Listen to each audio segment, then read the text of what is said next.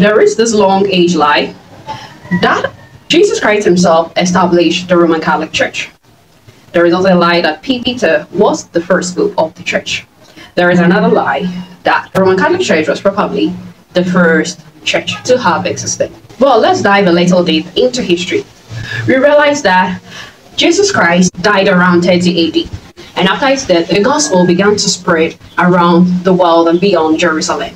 The apostles have sent the gospel to other Christians, to other places, and they've even written letters to other churches. We can talk of Corinthians, Ephesians, Philippians.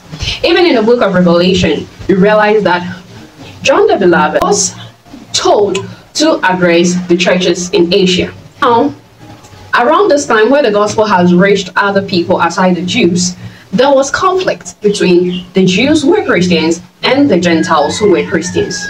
Finally, the Council of Jerusalem, made up of mainly the apostles Paul, Peter, James, and Barnabas, sat down and discussed. They came to a conclusion that there is no difference between Gentiles and Jews as long as they have accepted Jesus as their Lord and personal Savior. Remember that all this time Rome had conquered Judea, a place where Christianity was growing very fast. And so there was a little, surely there would be some influence of Rome in Judea. Now, the church continues to grow. There was a division in the church around 313 AD, around that time. There was an apostle called Arius, and he from Lydia, formerly Alexandria.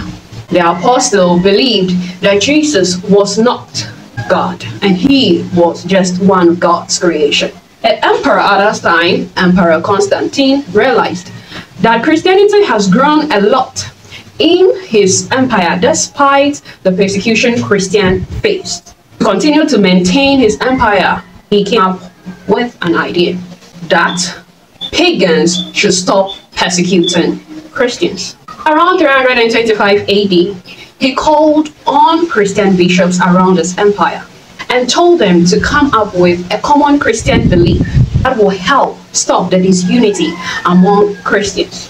The bishops sat down and came up with a creed called the Nicene Creed.